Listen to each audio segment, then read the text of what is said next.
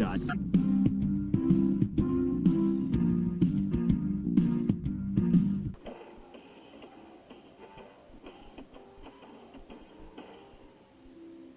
afternoon, everyone. Welcome to this week's edition of Through the Keyhole.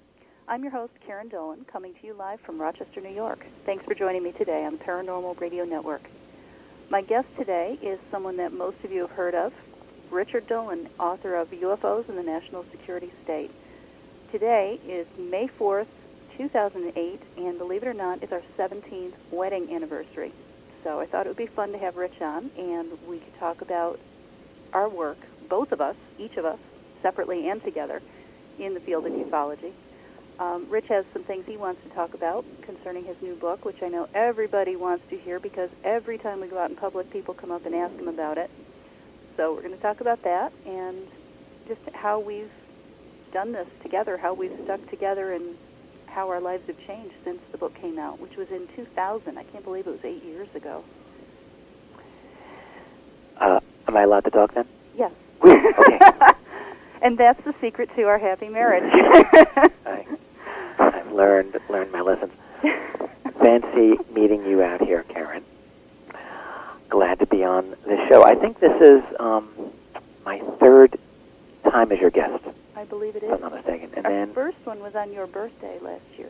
Yeah, I get the special occasion ones. Yeah. So I get the birthday, I get our anniversary. Well, when your birthday falls on a day when I'm going to be doing the show, how can I not take advantage of interviewing you? Well, I appreciate that. Come on. I appreciate that. Yeah, so we, the thing that people listening, of course, would have not been aware of is that all day long when we were like doing errands and shopping, we were at Home Depot and we were out bowling this morning with our kids. Yeah, we went bowling for our anniversary. It was great. And, every now and then, I think I would ask you, so what are we going to talk about today? And we weren't really quite sure about that. So, but there's a few things, there's a few interesting things I know we can discuss, but I don't know if there's anything you wanted to lead with. Being your show, you're the host. Did you have an idea? Once again, this is why we have such a happy... No. Yeah, well, I had a couple of ideas. I mean, people ask me, when I do interviews on other people's shows, they ask me all the time, things like, was I always interested in UFOs, or was this something I got interested after you did? Right. Okay, and so for anyone who hasn't heard my other interviews, I was not ever interested in UFOs until Rich got into it. No, right. However, exactly. And that, I think, is what causes a lot of problems in many of the couples that do have trouble.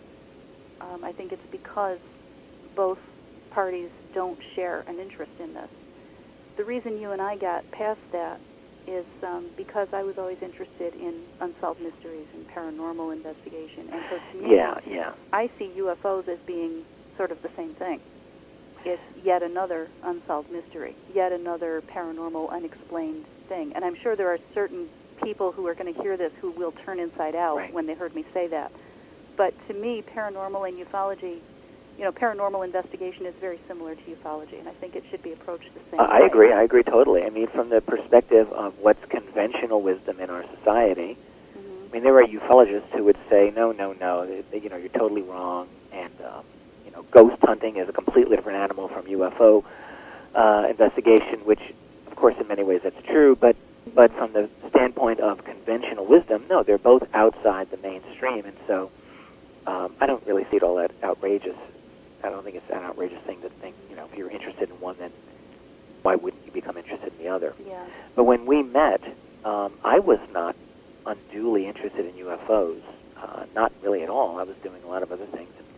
You were interested in much more paranormal type books and interests, and it was only, about 5, 6, 7 years after we met, really in the mid-'90s, early to mid-'90s, that I started really looking into this. I think 94 was my first big year, so that we'd known each other for 5 years. And as you well know now, I mean, I looked into this without even telling you for more than an entire year. And then, in fact, I started writing the book, researching the book, I guess I should say, for quite a while before I told you.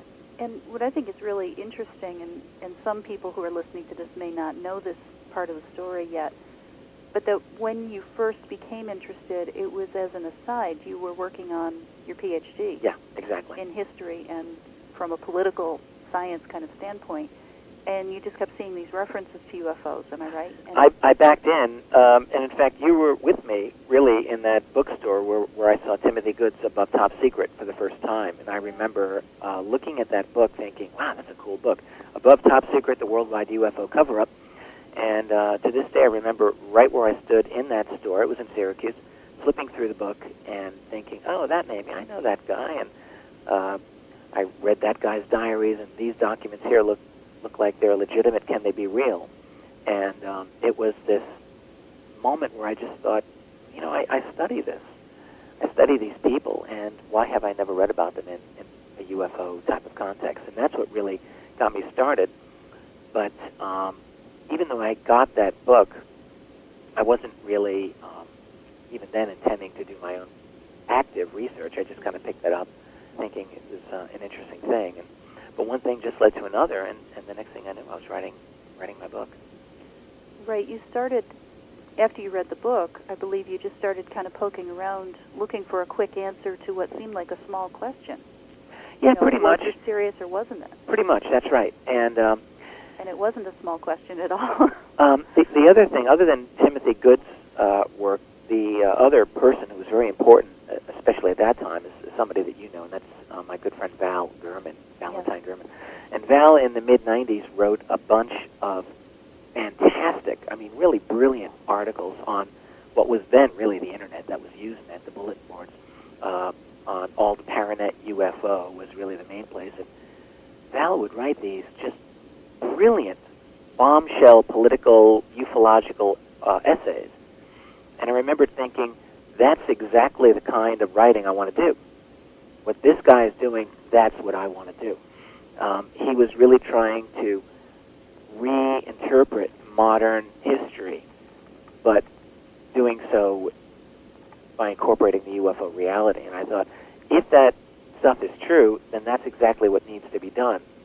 And so I really tried to set about myself to do that. Of course, what I needed to do first was get up to speed and learn about all that stuff. One thing that Val did on one of his articles is he put, I think, out what he thought was a very good bibliography of UFO books. Heavy on Donald Keyhole. I remember he wrote about David Jacobs' very fine doctoral dissertation, The UFO Controversy in America, and indicating that Jacobs' book had a great bibliography, in fact.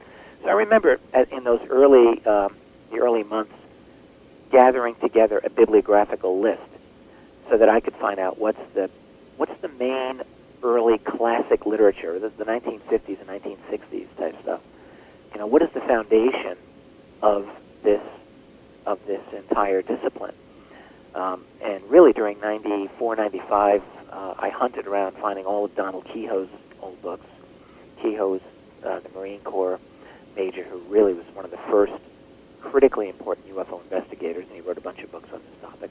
And was also, in part, the inspiration for your website, Keyhole Publishing. Yeah, that's right.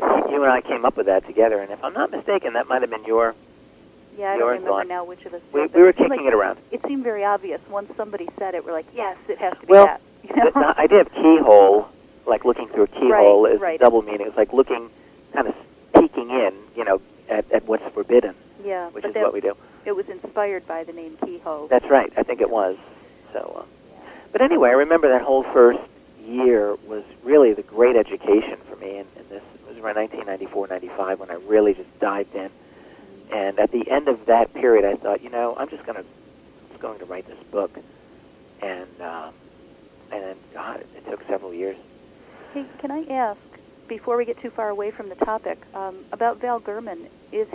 Is any of his writing still out there and available? If anyone's listening to this and they want to read something that he wrote, did he ever publish anything? Or still... no, that's the thing.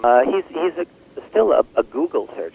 If you were to look under Val Gurman, which is the word German with two N's at the end, I think that you'd probably be able to find a lot of his key articles. For many years, I would tell Val, look, you should really just gather these together and publish them as a book. or at least put them now on a website. But a lot of people they'll have great ideas and they express those ideas and then they're done.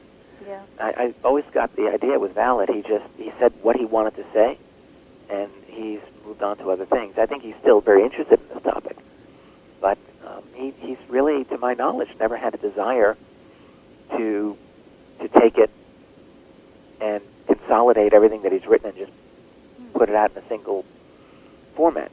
He dumped those. I mean, it was an amazing brain dump that he really did in 94, 95. It was just an extraordinary process. I really remember, a tremendous excitement every time there was a new article of his that would appear on Usenet.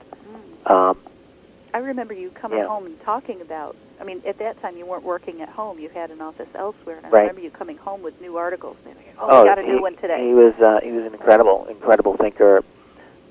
Really someone who jump-started me into this field. No question about it. And in fact, I included him as one of the dedications in my book. So, But actually, one thing that Val did, which was one of the most important inspirations for me in doing my research, and it's something that I do to this day now, is the practice of preparing chronologies in my research. And, it's an amazing thing. When I was going through graduate school at the University of Rochester, I really wish, in a lot of ways, this had been something that I had done at that time. What Val did was he pointed out that in all of these books and sources that he would go through, he would kind of loot through them, pillaging for relevant information, factual data, and put together a chronology of relevant events. Because what you find in most of these books is that they're actually not, rigorously chronologically sequenced. Yeah. And then on top of that, if you have 10 books on the topic, if you can read them all and remember them pretty well, but the fact is, if you really are trying to piece together a story, you find that when you prepare a chronology, and especially if you footnote that chronology as you go, so in other words, every relevant fact, you put that in your database, and then you put a correct citation in there, so to come back to it, where you got it from. But by doing that, I created a chronology. I created a chronology for my book, which was itself a 500-page book. That chronology for UFOs in the National Security State, Volume 1, is a 500-page book. If I published it today, that's what it would be. Yeah. Now, that's not the book. I've seen the binder. Right. It was only on the basis of that chronology that I wrote my book. And when people tell me, they'll say, "Oh, my God, I can't believe you packed so much information. It's so logical, so whatever." Well, the reason was because I did it exactly that way. Yeah. And I've continued to do that. This is really all Val's inspiration. I've done this now for the subsequent research. And the chronology for the years 1973 to the present day, this is, dear God, if I were to publish that as a book, it would be probably about 4,000 pages. Oh, my God. This is really why it's impossible for me it's been so difficult to do this book. I almost got too much information. So what I have to do is you got to weed through the garden, so to speak, and decide, what in all of this information, how do we boil this down into something that's still going to do justice to the topic, but also be a manageable project. That's what I was beginning to wonder, is how do you look at a particular case or a particular piece of information and decide whether that is relevant? Well, everything is a case-by-case scenario. When I'm putting together my current book, and by the way, a lot of people have now known this, but not everyone does. I'm not doing a 2-volume work on the UFO cover-up. It's now, I've officially stated, as a 3-volume effort. So Volume 2, which I maintain will be done this year, will go from the end of 73 to 1991. And then Volume 3 will go from 1991 to the present day. The good news about Volume 3 is that the research for that is essentially completely done. But anyway, how do I organize this? There are several themes. I go on the basis that I've got a 500-page document that I'm writing. Yeah, well, not only how do you organize it, but how do you decide what to include and what not? What's your criterion for ruling things out? Well, there are two I guess, two basic types of information that I'm including. One are very, very good UFO cases, and I can come back to the criteria for that. And the other strand of thought is not UFO cases, but rather UFO-relevant policy, let's say. So political or military types of documents and events that may not necessarily deal with a UFO encounter, but that are nevertheless relevant for the narrative of this story. Because part of my story has to do with government secrecy and the cover-up of UFO reality. So there's, anything in the narrative that moves that along is going to be important to me. And I guess there's a third theme as well, and that's the directions and developments of UFO research itself. This is not really something that was as big a theme in the first book. The first book did have the theme of like the attempt to end UFO secrecy by private groups, but in this book, it's really more. I mean, what happened is that UFO research really matured in the 1970s and 80s. The MUFON, Mutual UFO Network, kind of consolidated and matured as an organization, and APRO was, at least in the 70s, continued to thrive. And so UFO research went through a very great maturation, and that's an important thing that I want to write about. So there's all of these different things. I've got about 500 pages to put it all together, and so when I decide on criteria, well, for a UFO case, what's an important case and what gets tossed aside? Well, one is, if it's a reliably reported case, to my satisfaction. So if it's a military case where I have a Defense Intelligence Agency document attesting to it, I'm going to be pretty confident that I can probably do something with it. If it's a MUFON investigated case that may be a very well investigated case, it's got lots of multiple corroboration and so on, I'll probably end up using it. But that doesn't mean that I'll definitely use those cases, because I want a case that's solid, but I also want a case that's interesting and that really indicates that we have a problem here. So, for example, a no-brainer kind of a case for me would be discussing a Peruvian case that took place in May of 1980. 2 days in a row. This is just such an extraordinary event, and almost nobody knows about it. Everyone talks about the Rendlesham case of December 1980, and that's a heck of a case. But this one in May of 1980 is even more dramatic, in my opinion. And for 2 days in a row, right outside a Peruvian air base, jet interceptors attempted to take out this UFO that was right off the airbase, just hovering. On the first day, the fighter-bomber that was intercepted to get this thing was an Su-22 fighter-bomber aircraft, top-notch, nearly at like an F-16 level. This thing fired on the UFO. And we know that it fired on it because that's what it says in the U.S. Defense Intelligence Agency document. Fired on the object to no effect. Oh my gosh. Whereupon the object just took off and completely outperformed the interceptor. The next day, this was on May 9th and May 10th of 1980, so the next day, the same thing happened, with the exception that this time the aircraft did not fire on the object.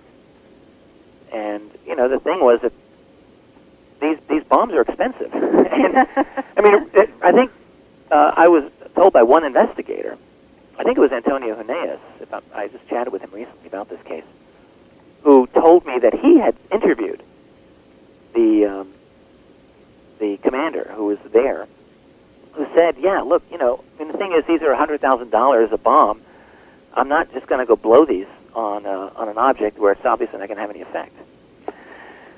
But, that's an amazing case. Now, that obviously goes in.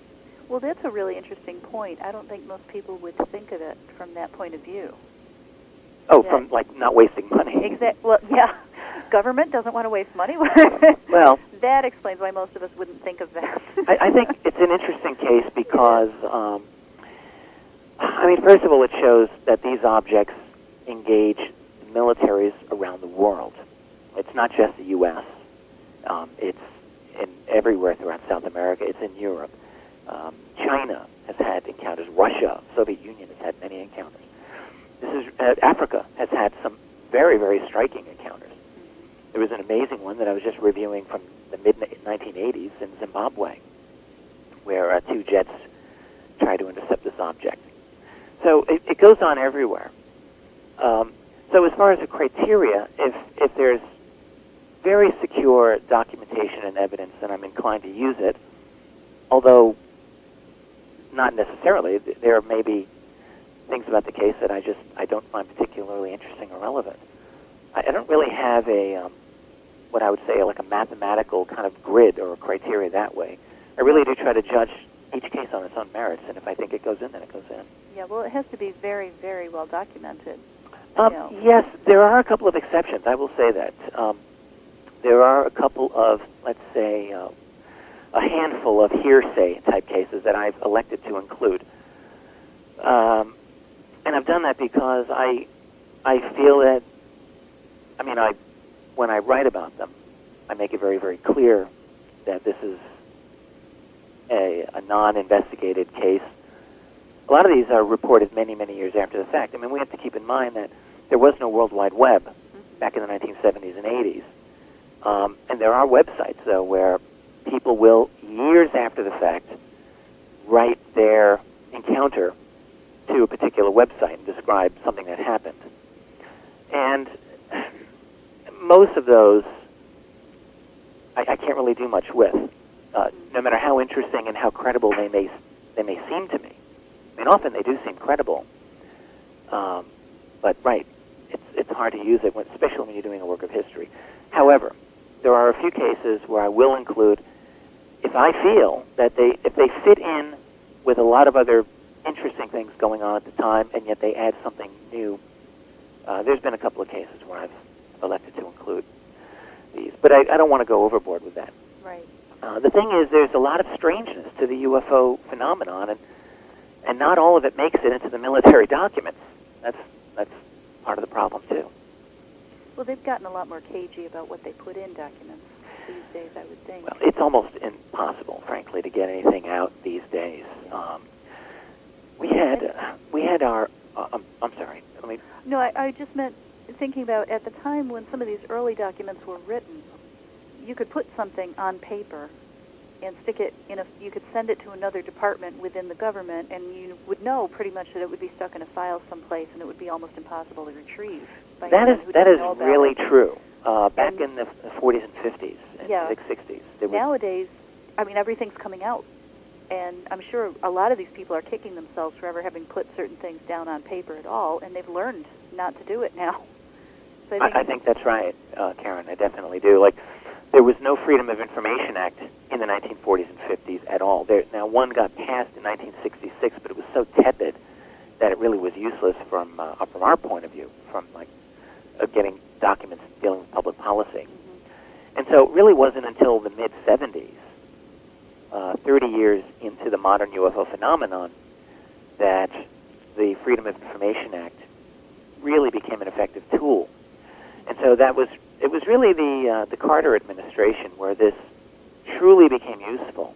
And even then, by the way, it wasn't just a slam dunk. There was a lot of struggle, but still a lot of documents finally came out. Right. And I think you're exactly right. Someone writing a document, even at one of the lower levels of classification in the 1940s or 50s, like a restricted or confidential document, I think it's true that they would have had a reasonable expectation that that document would never be seen, and so, or at least by the general public.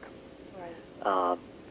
Now, what happened is there have been a series of things have happened since the early 1980s to make things very different. First, there was an executive order put out by Ronald Reagan in 1982. That was the first really serious undercutting of the Freedom of Information Act, which exempted a number of agencies like NORAD from FOIA, and also made it very difficult for researchers. What the executive order said is that you don't have to respond quickly or cheaply to these requests, and so fees just shot way, way up into the sometimes tens and hundreds of thousands of dollars, which made it essentially impossible for these private UFO researchers to get anything. No one can afford a $100,000 search. So that basically was the end of the first great era of FOIA. Now, it's had its ups and downs since then. But I think the point about getting, dramatic documents, the truly dramatic documents we got, I feel that was like the one-shot deal in the late 70s, and that was a lot of those documents from the 40s and 50s, which exactly as you say, the authors of those documents, I think, were not expecting that, 50 years later we'd be reading their words. Right. Well, another thing I'm sure no one expected, which is commonplace now, is things like that a newspaper photo would be taken of a man holding a memo, and that, 40, 50, 60 years later, we'd be able to read it. Oh, like stuff like that. The Roswell memo held by Roger Ramey. Absolutely. Good God. I mean, that's yeah. Not even talking about classification or Freedom of Information Act or anything, any government policies allowing this information out, but just the technology that's available now. That's some amazing investigation, incidentally, primarily by David Rudiak, who I just think is absolutely brilliant. I remembered following this before it was out that he was doing this. It was sort of making the rounds privately among the UFO groups, the list groups. So I was aware that he was doing this research, and I just kept thinking, you're trying to analyze the Ramey memo, that fuzzy thing? How are you going to get anywhere with that? Yeah, but he did. But he did. He truly did. In my view, I think he made absolutely some truly groundbreaking work that he did there. And I am satisfied personally that he did succeed in seeing the word victims and disk crash on that memo that Ramey was holding in that famous picture where he's with Jesse Marcel, and he's holding this piece of paper, which in the photograph you'd never be able to think that you could analyze it. But on the highest resolution, working off the original negative, well, he was able to do quite a bit. And that was exactly my point. I mean, people who are in Ramey's position now would know better than to hold a memo so that the press can yes, I think that's see right. it. I think that's exactly right. Yeah. So, and then the other thing is, where are records even kept? I mean, we're delving into the world of secrecy now. Well, right, they've been moved out of the purview of the Freedom of Information Act in a lot of cases. Yes, I think so. I've been arguing for a number of years that secrecy is, looking at the U.S. federal government for all of the answers to secrecy may not be the most effective way to go. Now, where is the locus of power is a very good question. Certainly there's a lot to be learned from within the U.S. military still, because it's pretty clear that U.S. military personnel are very likely to be on the spot if the UFO goes down. Presumably this is still U.S. military is going to be involved, and then you go to places like Groom Lake facility or other places where there's a military presence. So presumably there's still a strong connection. And then of course there's so many leaks to this day coming out from within the U.S. military. But on the other hand, I've come to believe that there are private organizations or non-official U.S. government organizations that very likely have some serious secrets with us. So, but think of it. Just forget the UFO question, and just ask yourself, who is really in charge in this world? Is it the President of the United States? Oh, God help us. Well, or the U.S. government. The U.S. government's taken a really big hit in the last few years internationally in a lot of ways. Yeah. So are there other players out in this world, other centers of power? And if so, what is the actual structure of power in this world? Whether in a UFO or non-UFO context, who's in control? It's hard to say. 50 years ago you could say, well, the U.S. government was dominant in the Western sphere, and the Soviet government was dominant in its sphere, and those would be true. It's a little more muddy now, I think, and so I think that is relevant toward understanding the UFO cover-up as well. So I'm not really sure if I've got the full answer here. I try to work through this myself. And we've got a comment on the message board that who's in charge is the reptilians. Well, I caught some hell from a person at a recent conference where I spoke. I believe it was in the Laughlin International UFO Congress, and at that presentation, I was sort of letting my speculation run free a little bit toward the end, and I think I said in passing, got someone really, really mad at me. I said, well, what if a guy like David Icke is right? What I meant was, went over well. Well, what I said was, look, if I were an alien, okay, here on Earth, and let's say that I didn't look like the human beings, but if I were interested in manipulating that society, and there might be very good reasons why I would want to manipulate this society. So how would I go about doing it? Well, I would probably want to get inside the structures of power that exist in this world. How would I do that? Well, I would maybe co-opt or control those humans. Whether or not they're shape-shifting reptilians is a question that I don't really know the answer to this. I'm not inclined to go there, but I don't think it's outrageous to think that they would be here, they would want to manipulate us, and if they would do that, then that would be through the important nodes of power in our world. And is that the case? And I just sort of tossed this out. And there were people who were, I think, quite interested in that. There were a couple of people who came to me after. One was really mad at me. He'd known me through many other conferences, attended, and was a real fan, I think, of some of the things that I was doing. And just said, I'm really mad at you. And he stormed away. Wow. I felt bad. I wanted to talk to him. I'm pretty sure that was what it was about. So all he said was, I'm really mad at you? And that was it? I mean, he didn't say what... Yeah, but I know him. Well, I mean, I'm sure it was that issue, but he didn't say, what was his specific problem with that issue. Well, I think there, in my position within the UFO field, I've carved out a niche for myself, I guess. And that niche is of the careful, methodical researcher who doesn't overreach, who just tries to speculate based on known facts only, right, and leaves it to other people to really swim into the deeper waters. Yeah. And I'm comfortable with that, but I can't help but wonder. And when I look at the sum total of the facts as I think that I know them, the only thing that I can say is that kind of a scenario, that is of a manipulation of our society, strikes me as something that's entirely possible.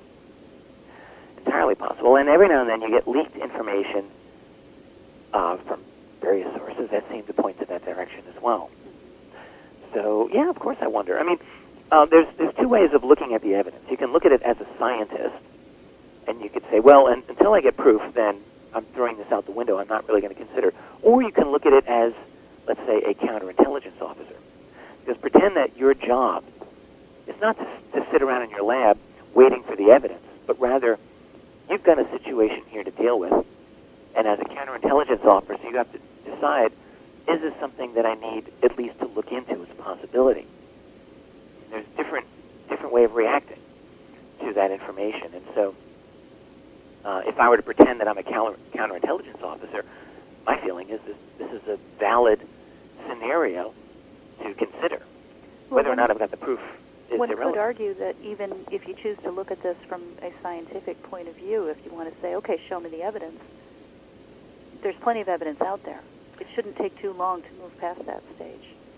Well, you could say there's nothing that directly contradicts it. I think that's certainly true. And there are a number of things that could kind of fit in line with that thesis. So, yeah.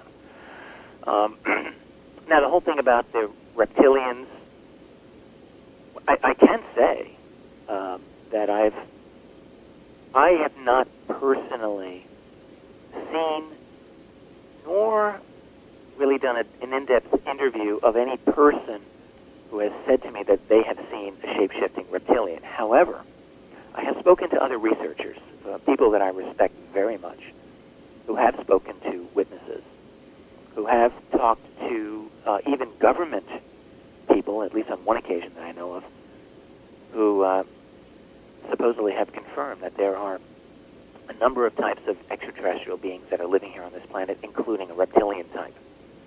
And that, in fact, according to one source, all of them have the ability to change their appearance, and all of them have the ability to look like us if they so chose, according to one source.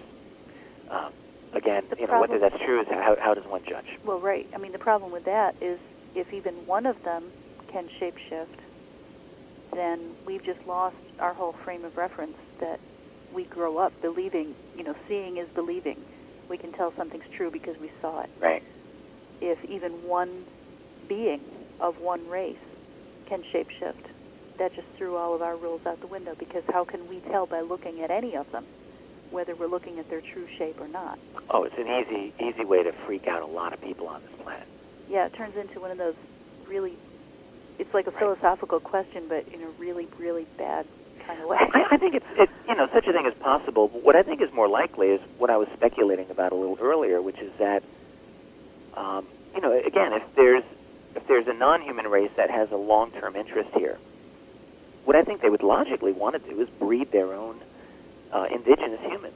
Which appears to be what they're doing. Well, you create a nice underground facility, and you just breed these people. Well, they could look exactly like us.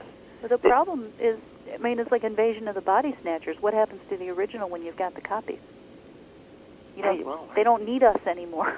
And if that's true, then we're screwed. Well, there are a lot of possibilities. So, but I'm just simply thinking, I'm not even going that far into it. I'm just thinking on a limited basis that if you have a number of imposters, so to speak, that you've created, you can have them infiltrate that society, and you can create them, maybe genetically enhance them a little bit, maybe put little implants in their brain to make them do things even better or more amenable to your needs.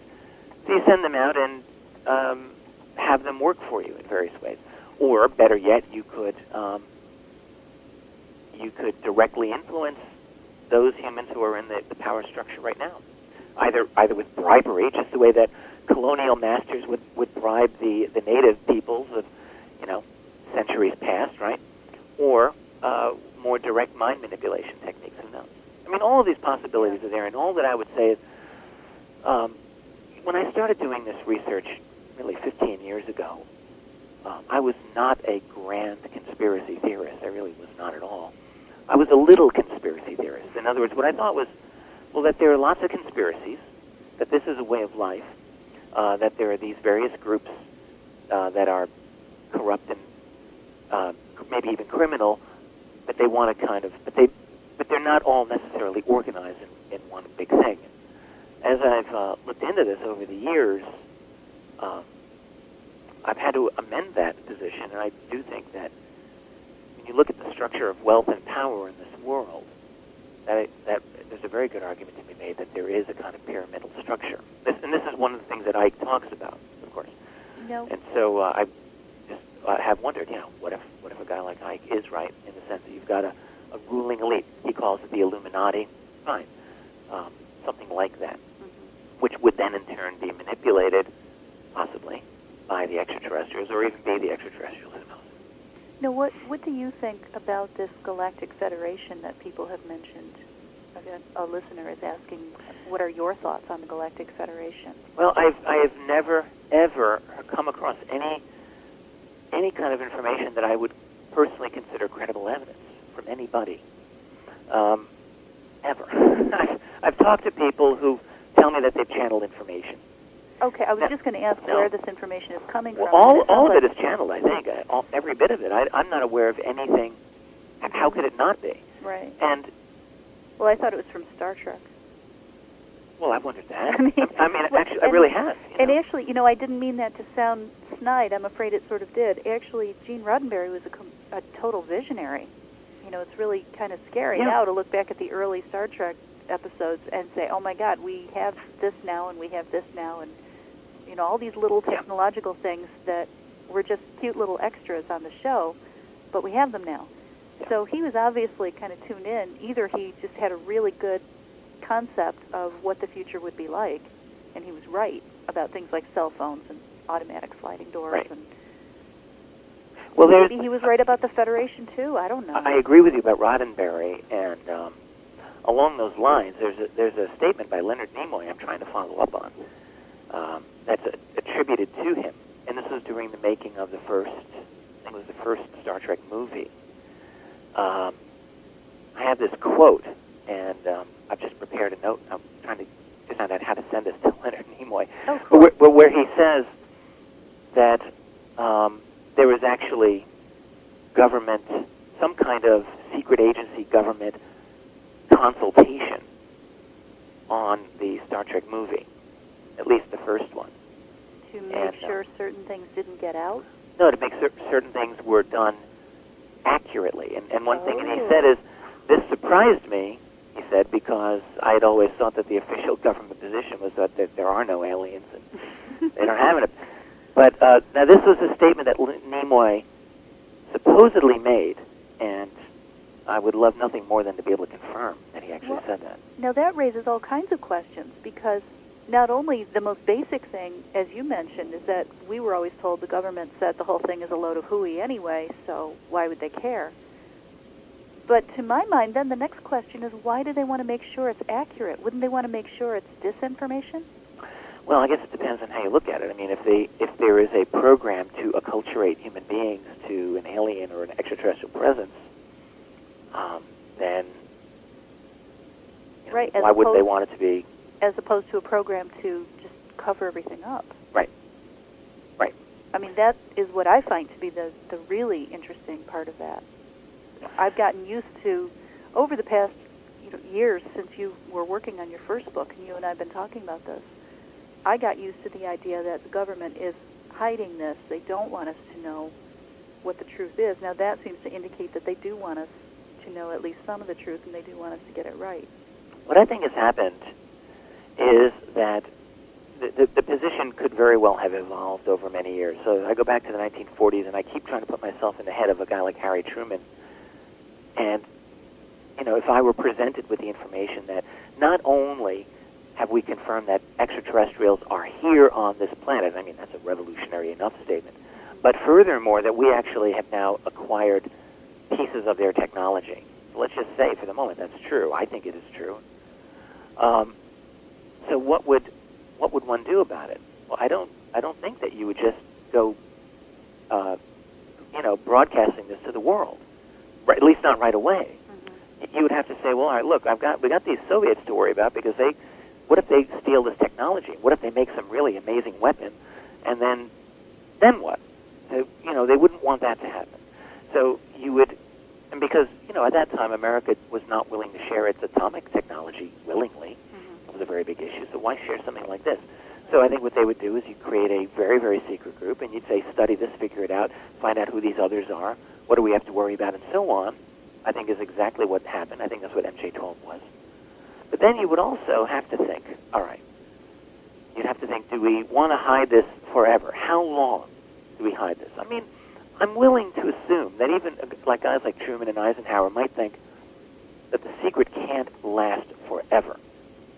So there would have to be a contingency plan, various kinds of plans for releasing this information. I don't know for sure that that's what they thought, but I think it's a reasonable assumption. Do you think they meant it to take 60 years? That I don't know, and I would guess the answer would be no. Because when you're thinking in terms of a secret from the public, I don't think many people, and maybe I'm wrong here, would think in terms of 50 or 60 years. That's an entire lifetime, basically. Yeah, I'd be thinking...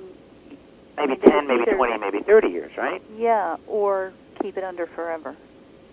I mean, do you think the secret has gotten out of the hands of the original, like whoever made the original decisions?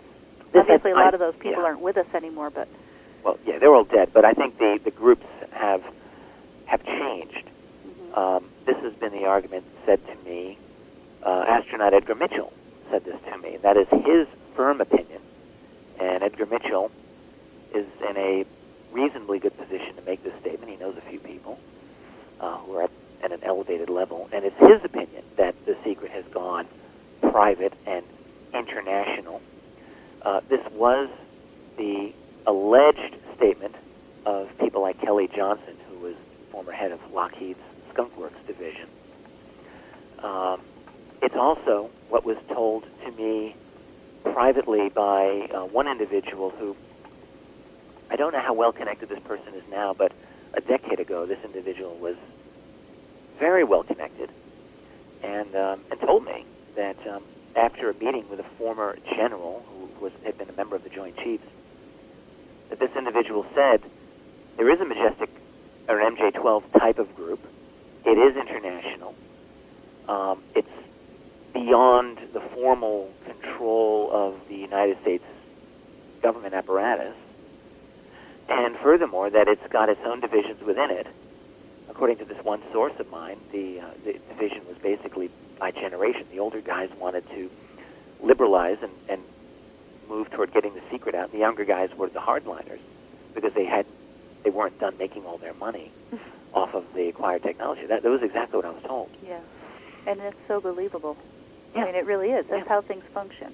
Well, if you've got this, right. You want to talk about this grand conspiracy and keeping the public from having this panic, and, really what it all comes down to is somebody wants to make a few more bucks. Well, I think it does come down to that, but I do think that there are some really gnarly public policy issues involved in what we've come to call disclosure of UFOs. It's not an easy thing to let out. I mean, when you're dealing with, there are people who will say to me, well, why doesn't the government just trust us? We can handle it. I'm just tired of all this secrecy, to which I agree, 100%. Yeah. But when I used to be very, very strident about this. I'm still very, very strong-willed on the issue. But I had one very, very elevated person talk to me about this, and he said, look, I'm with you, okay? But you got to realize every so often we have high-level meetings on this very topic. So how do we disclose this reality?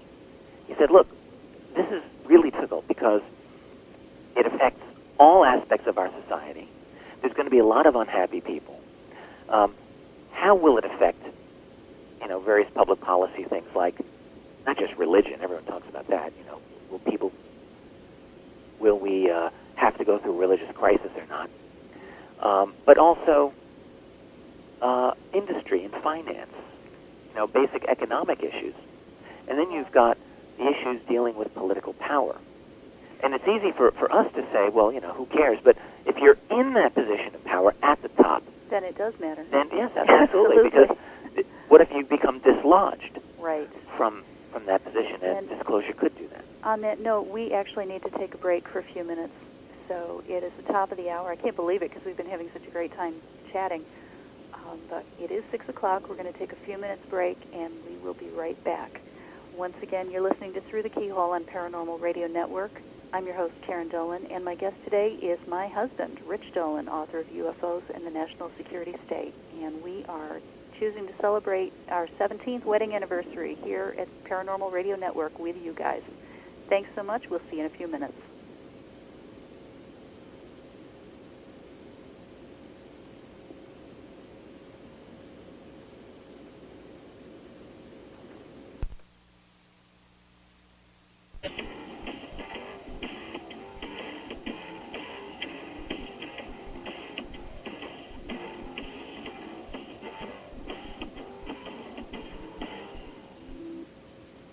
Hi, everyone. We're back. You're listening to Through the Keyhole on Paranormal Radio Network.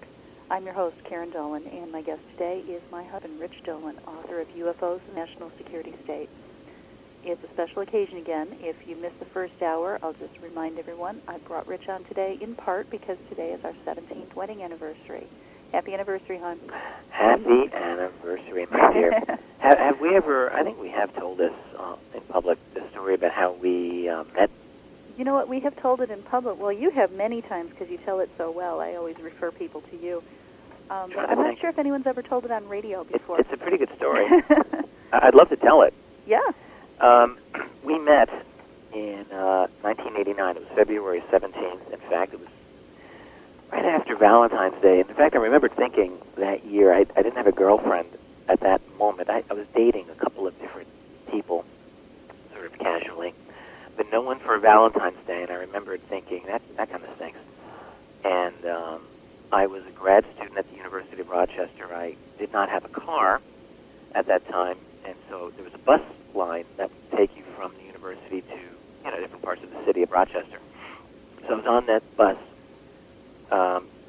and while on the bus, I thought, oh, wow, it was a Friday, and I needed to get some groceries. And there was a supermarket, the stop before where I normally got off. So, like 30 seconds before that stop, I thought, oh, I'm going to do some last-minute grocery shopping. So I got off there and went into that store, that's, of course, where you were. Saw you, I thought, wow. It was like the big, as our shopping carts passed each other, and I think I brazenly said hi as we passed by each other. And I was busy staring at this really good-looking man. Well, thank you. You didn't say anything, though. You didn't say anything. And then I saw, it was you. Then we passed each other by, and I turned around to look at you, and I saw you having just looked at me, and I thought, well, that's a good sign. And then I picked up a couple of quick things, and I thought, where did she go? So I couldn't find you, and I panicked a little bit. And back in those days, you couldn't just swipe your card. You had to go. There was an ATM, though. So if you there wanted, were still dinosaurs around. Right. So I went to the ATM machine to get cash out, so I could pay with cash to get my groceries. And while I was there, I saw you get on your line. I was actually going to. I would have bought a few other things at the store, but when I saw you get on your line, I thought, well, I've gotten enough, and I'm just going to get behind this woman and see what happens. And I did. I got right behind you. Couldn't think of anything clever to say. I actually did, fleetingly through my mind, think of the line, gee, babe, nice legs. But I didn't say that. And then I thought, well, this is kind of dumb. I'm trying to pick up a woman in the supermarket. And at that moment, the cashier on the aisle next to ours opened up her register. So for like a minute, I just gave it up, threw in the towel, and got onto that line. And I figured, I'll just buy my things and go. I bought my things, and the line filled up quickly. It was Friday, rush hour. The place was packed. It was still winter, so everyone had these big, bulky coats on. And it was really crowded. And I was just about to leave, and I saw you on the line there. And I was thinking, oh, man, I lost my chance. He's leaving, and I'll never see him again. So I thought, I can't, if I leave now, I'll never see this person again. I cannot let that happen. I just can't. So I had my receipt, and I had a pencil. I wrote my name and phone number on the back of the receipt. I squeezed back into the line, leaned over the magazine rack, the National Enquirer and all that stuff, and the first sentence I said to you was, excuse me, this is when everyone stopped what they were doing. Both cashiers stopped. There were probably 3 or 4 people on each line that just were listening the whole time. I said, excuse me, have you ever gone out with someone you met in a supermarket before? And you said no, and I said, would you this time? And you said, I might. And that's when I thought, good. That's good. I was too shy to say yes. Right. But I might. Well, I think you handled it very well, and that's when I said, my name is Rich, here's my number, I would really like to go out with you, please call me. And then, because I figured if I asked for your number, you might think I was some kind of lunatic, which in fact I wasn't, I didn't want you to know at the time. But I figured if I gave you my number, then you would have the power to call me if you wanted. And that turned out to be, as you said later, that was really what turned the tide. It did. Yeah. That actually kind of tipped the balance and made me want to call you. Right. Then I had this date. I had to go out with this other woman. Because remember, he said he didn't have a girlfriend at the time. Well, I didn't have a steady girlfriend. I had little, things here and there going on. So I had this is a very, very nice girl, actually. She's kind of pretty. But honestly, she was rather not interesting to me. But I had the date. I didn't want to go out on it, but I did go. I had my roommate, Greg, of course, who was the best man at our wedding, a very good friend of mine. I come home, and I say, Greg, you'll never believe. He said, oh, don't tell me. You met someone. I said, well, yeah, as a matter of fact, I did. Said, okay, and this is like better than anyone else, blah, blah, blah. And I said, well, yes, as a matter of fact, this is. Really? He said, okay. But when he met you, then he actually totally agreed. So I got the last word on that one. But I had to go out on a date with this other woman, and so I did go. But I said to him that if this woman named Karyn called, that you had to get her number. You must get the number if she calls. And you did call, and you did get it. I went through my own little odyssey when I got home to my apartment that I was sharing with my sister at that time. And, That's right. I told her about this whole thing. This guy I had just met who gave me his phone number and seemed really nice and looked very clean cut and everything. And I thought he was probably okay, but what did I know? Right. And what did you know? Said, and turns out nothing. Absolutely, I didn't know. Right. So she was being a good protective big sister, and she said, well, wait a day or so, wait a couple of days. It's Friday. Call him on Monday if you still feel like you want to. And I'm thinking, well, yeah, that sounds like sound advice probably, but I don't want to do that. I want to call right now. Right. So we're going back and forth, and she kept saying, well, I think you should wait. I think you should call him on Monday. And I could not get her to say, yes, okay, call him now. But I finally realized that her boyfriend at the time, who later became her husband, was sitting in the room very quietly, and that he'd been listening to this whole thing but hadn't said a word. So I finally turned to him and I said, well, let's get a man's opinion here. What do you think? If you were in this guy's position, if you met someone and gave her your phone number, when would you want to hear from her? And he said, when I get home. So I said, okay, that's it. I'm calling tonight. Right, that was it. So you called. I was out.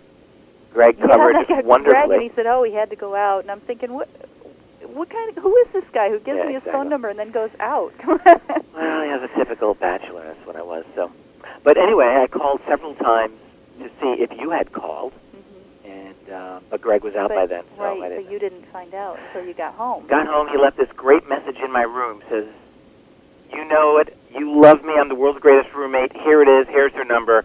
Bam." And then I called you the next morning and went through my own version of the same thing. Greg and I are making coffee. I said, wow, I wonder when I should call her. He says, chill for a while. Don't call right now. Let's have some coffee. And I said, okay. So like 15 minutes later, I said, that's it. I'm calling her. And then we had our date that night, and that was it. Yeah, and it turned out to be the best possible time to call because I was actually alone in the apartment. I could speak freely, without feeling all self-conscious. And yes, that is the famous the story about how we met. That's the story. And one of our listeners commented along the way there, and he's dragging me headlong into the paranormal. Well, I guess I should make it clear that it was sort of the other way around, actually. I mean, we both had our own things that we were into. My background before I did UFOs was, in a way, I've often said it's kind of straightforward political history, but it's not 100% true because my dad was a very active New York City police officer who did a lot of plainclothes and undercover work, and I grew up with this interest in counterintelligence and the intelligence stuff through his policing, where he was really quite active in Brooklyn. So, and then he also was when I was like 11, 12 years old, my dad had another interest in electronics and would build in his workshop basement. In the basement, he would build all this type of surveillance equipment. And I would spend hours just hanging out downstairs watching him, soldering these printed circuit boards together and putting these listening devices together. And I'm thinking, what the hell are you doing here? but I was totally fascinated by it. And then I've also grown up with this interest in sort of like behind-the-scenes political power, the conspiracy type things. I mean, it's always been an interest of mine. Now, when I was in graduate school, none of that came to the fore at all, but it really was allowed to sort of develop when I got into the UFO topic, because that included all of that and more. And it also, there's a great deal of bizarre paranormal type features to the UFO phenomenon anyway. Yeah, and it's not all just nuts and bolts. There's another question coming up on the board, in fact, which is very, very much related to what we're talking about now. They want to know what you think about EVP. electronic voice phenomenon and reverse speaking? I think that EVP is real. I definitely believe that's real.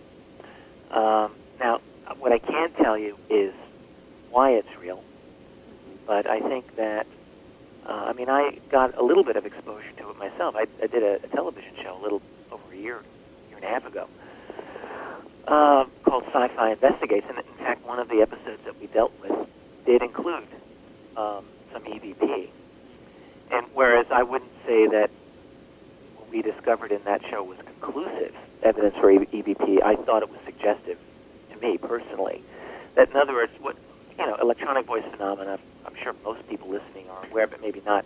It's simply you keep a recorder on in a room or in a place, and you then play it back, and you listen very carefully, and what you will find are voices very quietly, which sometimes are not clear at all, and sometimes seem kind of clear, or at least seem like human voices, even if you can't always make them out. And then sometimes you actually can pick up something, like an actual statement. So I don't know what the explanation is, unless you want to hypothesize that they are spirit phenomena of some sort. Well, I think there has to be a possibility, and I believe in spirits and spirit communication. I also believe that we don't know that much about it yet, and I think it's entirely possible that, especially nowadays when everybody's got wireless this and wireless that, there are a lot of signals floating around that can be picked up. That's a good point. By equipment. I mean, you and I, 10, 15 years ago, we used to have those great big giant stereo speakers, big old things. Right. Which and would pick up the things, trucks driving by. I can't tell you how many times I was home alone and I would hear men's voices talking in our living room, and it would freak me out. And I'd come out and discover that a police car just went by, and those great big speakers, even if they were turned off, were picking up the signals. Yeah. It's entirely possible that tape recorders can pick up something like that. Yeah, I think certainly. But some of them are suggestive. Oh, I think absolutely. Yeah. And I do, like I said, I believe that this sort of thing is real and it does happen, but it's also a field that really lends itself to wishful thinking and to our brains find patterns in things that don't have any. Right. Regarding reverse speech, in fact, Karyn, I think this is something you've looked into much more than I have looked into it, but I will just say, if the person wants to know what I think, that I cannot feel that I would dismiss it. The little that I've heard, and just, in fact, recently, I was talking with, at the recent X conference, I was speaking with Scott Jones.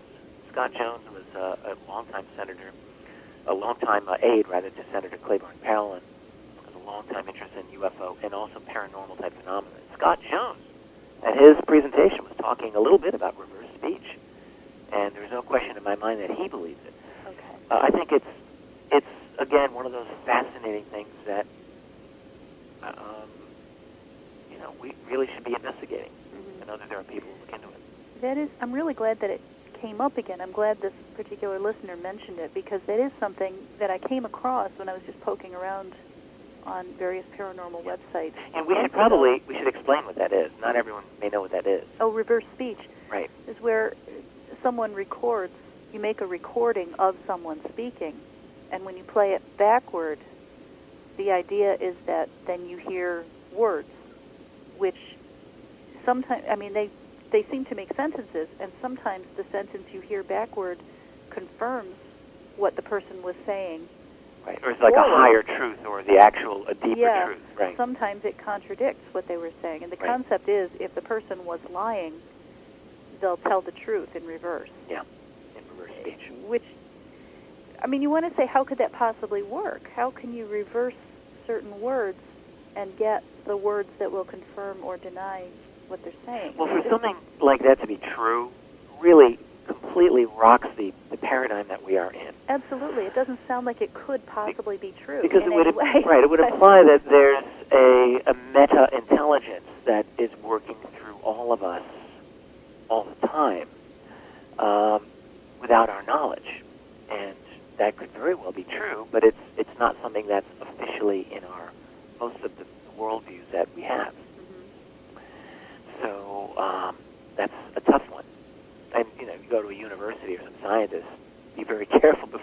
that idea out if you want to get grant funding for anything, because they'll think you're Looney Tunes.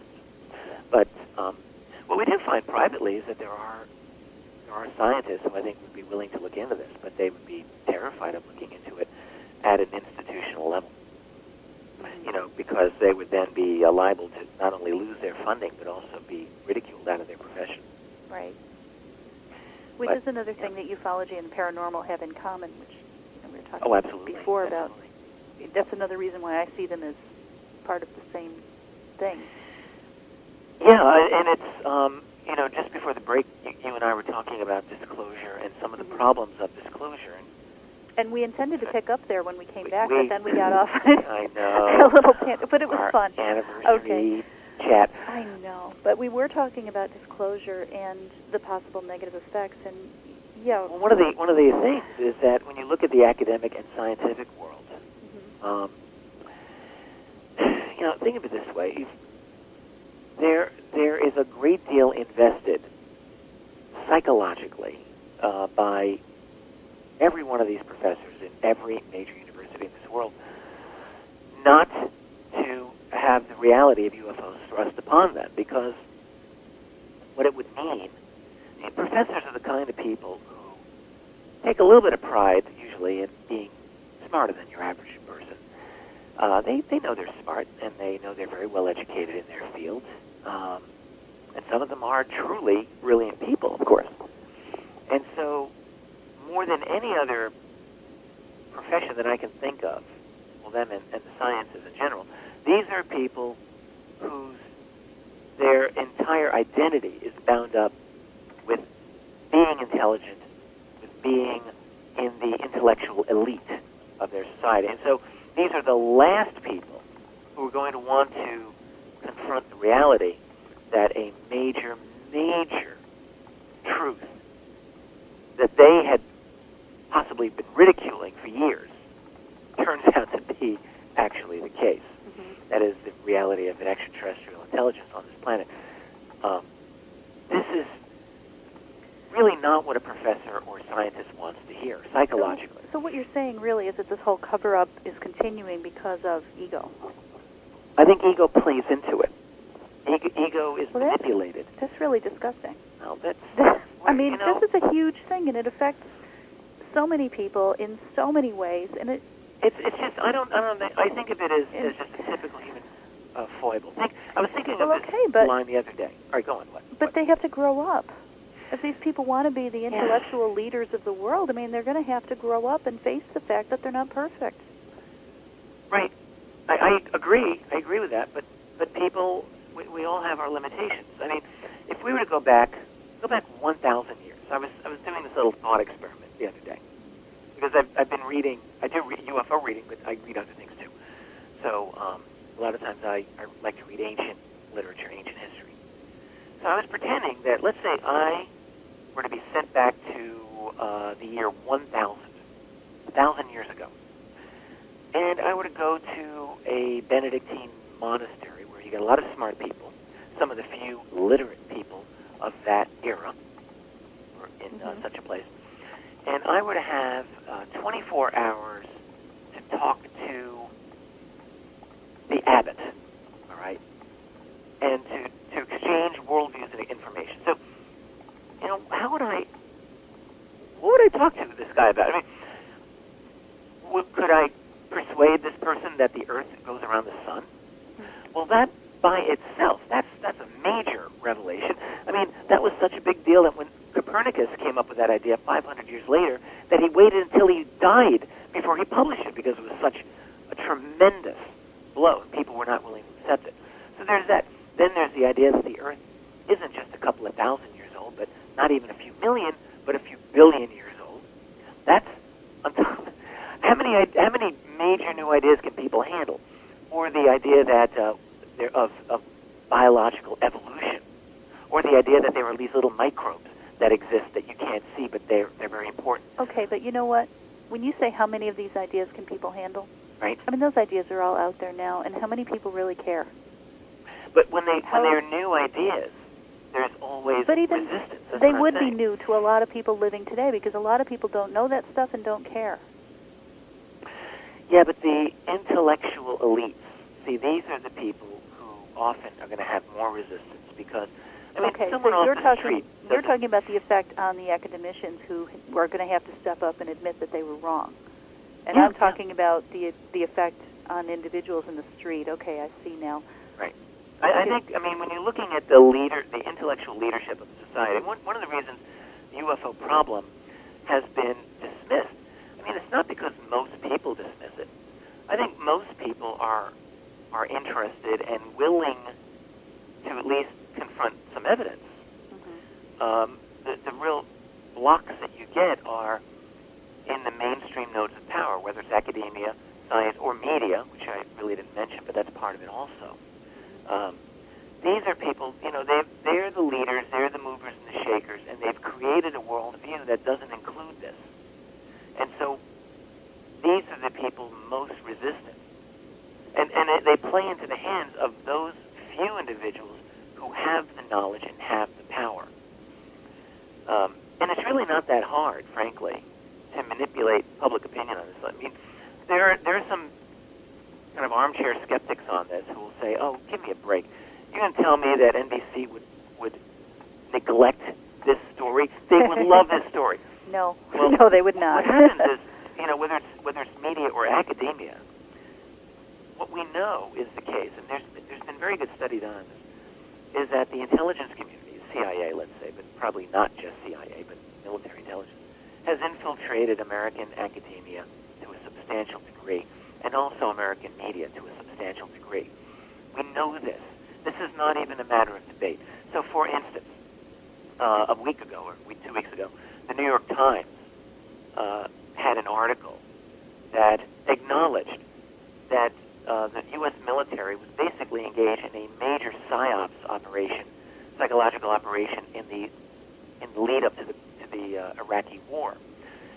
That major news media would have their so-called independent analysts dealing with the war. All these people were military. That there was an enormous number of military people who were, I mean, ex-generals and the like, but their identity wasn't really out in the open with the general public. So that, you know, you're watching this on TV and you're seeing some guy talk about basically parrot the Bush administration policy leading into Iraq, and people were not aware that this was all very much dominated by military people. So in other words, the U.S. military and intelligence community had a major influence on media portrayal of the Iraqi war. Similarly, they've done this within the academic world. Now, it's different within academia because, you know, it's not like you go to your local community college and there's a CIA guy, you know, controlling what. Yeah. But what happens is the CIA, we know for sure, has had very intimate relations with the major leading American institutions. So that if, you know, some local professor at some community college wants to argue a different point about 9/11 or UFOs, no one's really going to do much about it because it's a community college. And if he makes enough, or she makes enough headway, then all you have to do if you're the intelligence community is call in your chips from your professor people at Harvard or Yale or UCLA to just squash that person. And that is exactly what they do. Okay? Yeah. This is exactly what they do. The CIA, there's a very good study on this done years ago called Cloak and Gown, which is about the relationship of the CIA and Yale University by a guy named Robin Winks. It's a good book. But it's only one study. There's so much going on here. Anyone who's done the least bit of travel in this world through the university world, you run into this all the time. You run into people, professors who will say, I've had people say this to me, "Oh yes, when I was a young guy in the 1960s, I was absolutely recruited by CIA. I had a friend who was recruited by CIA, and on and on and on." And when they say recruited, that doesn't mean that you go work as an employee of the agency, but it does mean that you have a relationship with them, that from time to time you you may do, this or that on their behalf in your capacity as a professor. So this is how it is, and the academic culture and the media culture, I think, lend themselves very well to continuing the cover-up. If you've got a couple, if you're the CIA or some other overarching agency, you play your cards right, you can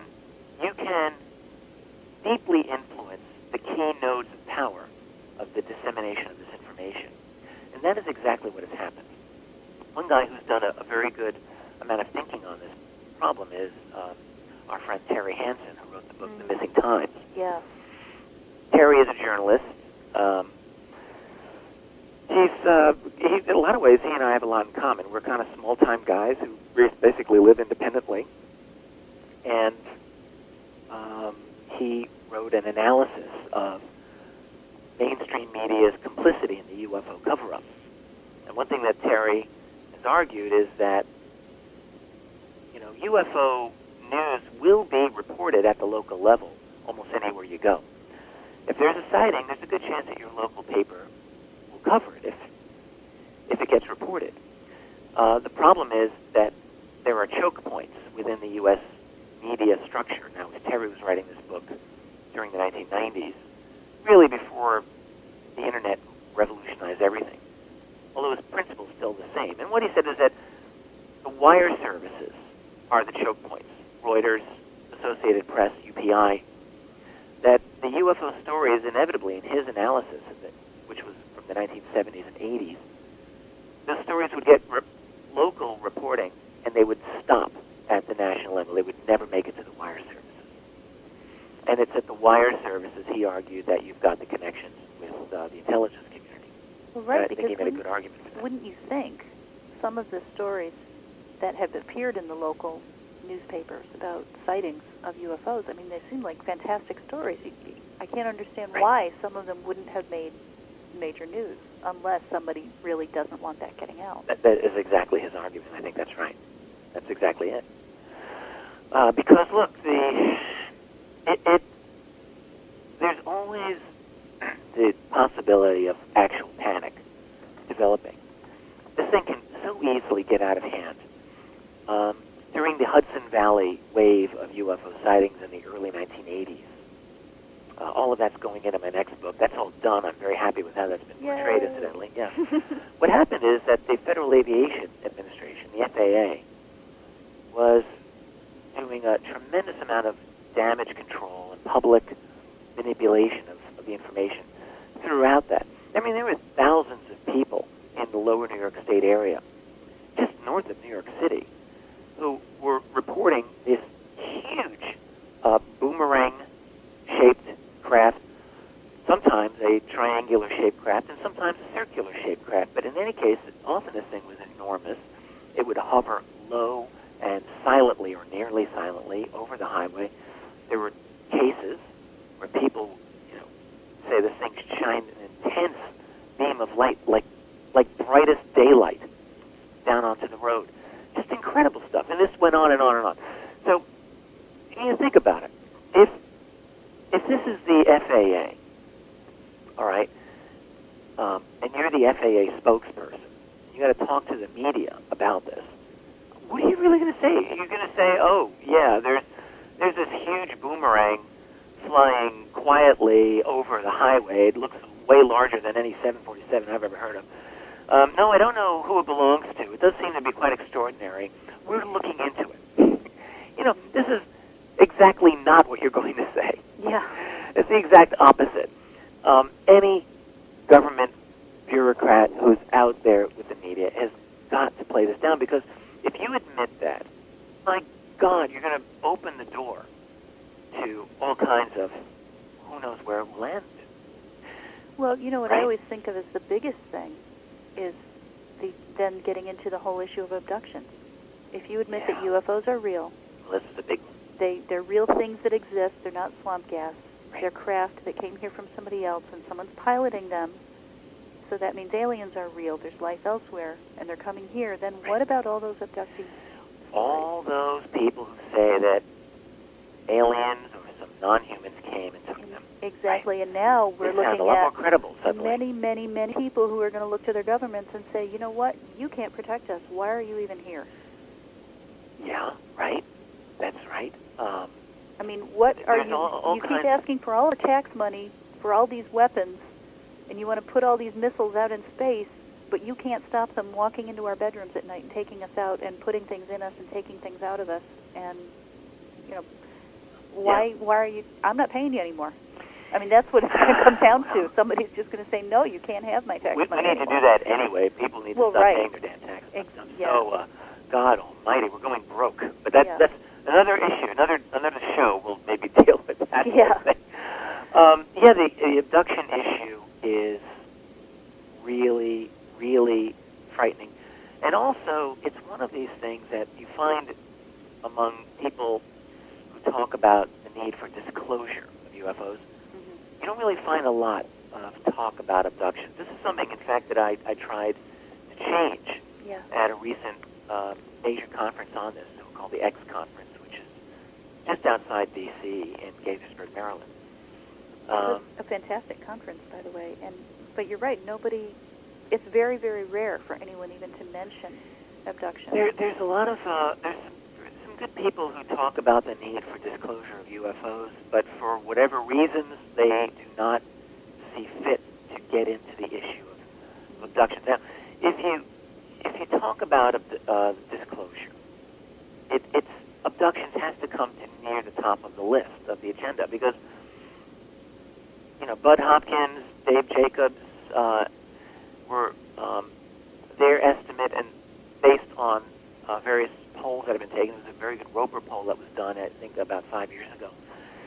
The estimates are that this is occurring not just in the hundreds or the thousands, but some people actually wonder if it's taking place in the millions of people, which I know just sounds incredible, but there have been a number of surveys that have been done, more than one, where there are people who fit the profile and appear to have been having had an experience where they may have been abducted.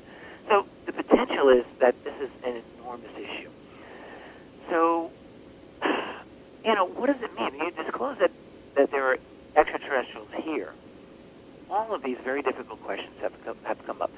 Not just, why didn't you protect me, but who are these people and do we have to worry about them? What is their agenda? Where are they? Do they look like us? Do any of them look like us? Do they live near us? Are they underground? Where are they? I mean, you could see the potential for, vigilante groups wanting to take law into their own hands. Yeah, or in another way, why didn't you protect us in the past? What are you going to do about it now? What about rumors of a deal? Oh, that's a good one. The rumors have been out there for a long time. I don't know if they're true, but they certainly have been discussed a long time. That is, a deal in which you get technology and they get some of us. Is this true? I don't know where this would end. There's a lot of difficulties. You open this door, and it's a crazy at the other end. Wasn't that something about Gary McKinnon, about some of the information that he supposedly found when he hacked into the Defense Department computer? He found a list of non-terrestrial officers, yes, that's right. And ship names that he couldn't cross-reference against any other list of ship names. Yeah. Now, Gary McKinnon, he's a very interesting case, in my opinion. He, British citizen, he's still overseas. The U.S. is continuing to try to get him, but it's been a while. He was smoking a lot of weed, let's be fair, and in his downtime, which explains why he thought it was a good idea to hack in there in the first place. But hey, more power to him. I think it's way cool that he did it. He got into, I think it was the U.S. Space Command website, if I'm not mistaken. And may I point out, this guy was smoking weed and then managed to hack into the Defense Department computer. Okay, I wouldn't know how to find the Defense Department computer without smoking weed. The guy got in, and now there have been people who've argued that there's no way in hell that he could have gotten into any place that was truly sensitive. On the other hand, he says that he did. So, okay, and they still want to arrest him and imprison him. Well, I was just going to say, then, if he couldn't have gotten into anything, then why is he locked up? Well, we're talking about the U.S. military. Okay, but can't they see you know, it's exactly like Roswell all over again, Right, saying, right. oh, it's a weather balloon, and by the way, we're sending out every available soldier to go shoulder to shoulder across this huge area and go into people's houses and look in their sugar bowls. And, I totally come on. You know that I agree with you. Well, exactly, but...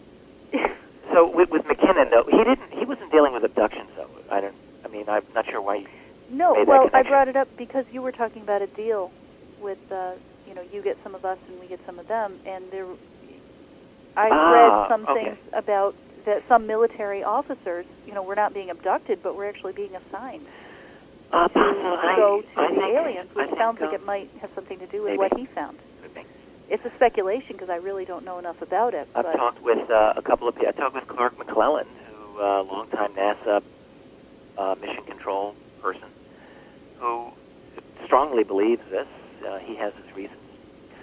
So that, in other words, that there's even collaboration. I don't know that this is true, but the thing is that if this comes out, if there's a disclosure that comes out, there's going to be a lot of things that could be revealed that would just turn our world upside down, and it's not necessarily something that will be easy to deal with.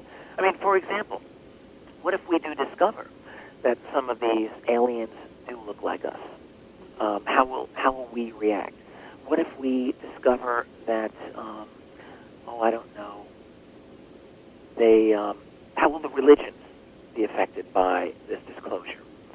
I mean, there's a lot of religious people in this world, and I'm not a rigorous, really religious person, but there are a lot of people who are. You know, how do you just undo a lie this big? You tell people, how will our petroleum industry be affected, or the steel industry? What if there's free energy that becomes available? Is that a good or a bad thing for us? I mean, seriously, we all like to think we should have free energy. Can we all be trusted with truly free energy? That's the thing. I mean, yes, free energy sounds wonderful, but who's the first guy who's going to figure out how to make a bomb with it? Exactly. And how big will that bomb be, and who's going to be living next door to him? You know? I mean, you could heat your home forever, but you could make a pretty nifty bomb. Or even more simple problems. I mean, they're, I assume, manageable, but, you know, what you'd have is, I guarantee this, you'd have a split, just like in a lot of third world countries, between the westernized, the modernizers, and the traditionalists. I guarantee that we would have such a thing today. So there would be people who would say, we have to develop like the extraterrestrials, and you'd have other major political groups that would say, absolutely no way, we have to maintain what is our essential humanity. And you could see that being the new political party breakdown of the future. You could easily see that. And then one thing that was told to me on the QT by someone who was elite, something as prosaic as lawsuits. I know it sounds so simple, but if you've got two defense contractors, one has had access to exotic technology and the other has not, and the one that has the access gets all kinds of neat contracts, and the other gets beat out, would there be a possibility for some lawsuits? And the opinion among some of the elite is that yes, there's a threat of nasty little lawsuits. And you know, I mean, would disclosure result in more freedom or less freedom for us? Would the elites feel the need to institute more repressive measures if they then disclose that there was an ET present? Well, all of these are open questions, and I don't think anybody really knows the answer. But it's going to be a bumpy road. The reason, beyond all of that, that I continue to believe in the value of disclosure, it comes down to two things. One is a philosophical position that I continue to maintain, which is that I believe in truth. I know it sounds idealistic, but I really believe that in the long term, for any society, that we're better off, not worse off, by knowing the fundamental truths of how our world is set up. Mm-hmm. And this is a big, big, big truth. It's kind of like, you know, living with a guy who's a drug addict and who's in denial, or an alcoholic who's in denial. And at a certain point, you've got to deal with the truth if you're going to deal with your situation. Weren't you the one who came up with the example? It's like someone who is asleep having a really great dream, but in a house that's burning down. Yeah, I did. I mean, that's right. That was. Wouldn't you rather wake up even though reality is not very pleasant and your dream was? Yeah, exactly. I mean, come on. Exactly. If you're having a really great dream, well, the dream is nice, but the dream isn't not your real. reality. Yeah. The other reason I believe that we have to have this is more practical, which is that, I mean, we're 1950, 1960. All right, well, in 1960, the world infrastructure was still, we were in a place at that point in time where we could really believe in progress. Things were getting better. There was still poverty in the world, but in 1960, you could truly believe that the graph was going up, that wealth was going to become more equally distributed, and in fact, during that period of time, the trends of wealth were that wealth was becoming less concentrated at the top. There was actually, from say like 1940 till 1970, there was a great equalizing trend. Now, it didn't result in equality, but much more so than what we've had since the early 1970s. So you could say in 1960, look, we don't really have any pressures. I mean, we've got enough oil to last for centuries, and by 1960 levels of consumption, we did. We're not, everything's going just fine. We got this Cold War to think about. That's a bit of a problem. So let's just work through our current situation, and we can get that truthed out at some point in the future. There's really no pressure right now. And I think that was the case. But we're not in 1960 anymore. That's the problem. You see, we're in a situation where the global infrastructure is creaking in all kinds of ways, not just petroleum. Not everyone agrees about the idea of peak oil. I'm sure everyone listening here will not agree. I personally think that there could be something very significant to peak oil. I mean, even if oil is truly very, very, very abundant, I don't care how much is in the ground. If you double your global demand every 20 years or so, at some point you're not going to be able to keep up. And I think we're at that point now. But not just oil. There's water. There's a major, major water situation developing. Now, in both of those cases, it is possible that there are technological solutions. For example, if we find a way to do mass desalinization without destroying existing ecosystems. Yeah, we're not very good at that. Well, exactly. I mean, but the point is this. The UFO secret, it seems to me, involves some very, very advanced technology because, whatever these things are flying, it's not gasoline that they're using to propel themselves. It's something beyond that. And so there are answers to some of our problems technologically. And I'm of the opinion that disclosing the truth about the UFO reality could have the potential of leading us to some solutions. I could be wrong about that. Yeah. That could be pie-in-the-sky thinking on my part. I'm certainly willing to admit that that's possible. Yeah. On that note, we have about 1 minute left, and I just wanted to mention briefly a few of the upcoming appearances that you're going to be making. Yeah. In a couple of weeks, actually, May 16th and 17th, we're going to be in McMinnville, Oregon, for the UFO festival there. Kind of like a mini Roswell. Yeah, it sounds like they call it a UFO festival, just like in Roswell. Right. Yeah, McMinnville's the site of two really great photographs that were taken in 1950 of a UFO. And so it's the town's major claim to fame, and they are working it. They have a festival every year now. Well, I've never been to Oregon, so I'm getting really excited about going out there. And we were actually able to arrange a couple of speaking engagements for you as well in the Los Angeles area. Right, shortly there. After that. So Tuesday the 20th, you will be speaking for the MUFON LA group. Right. And actually, I even have all the information here because they were kind enough to send it to me. Right. It is going to be at the Unitarian Universalist Church in Studio City, California, which will be really fun. Right.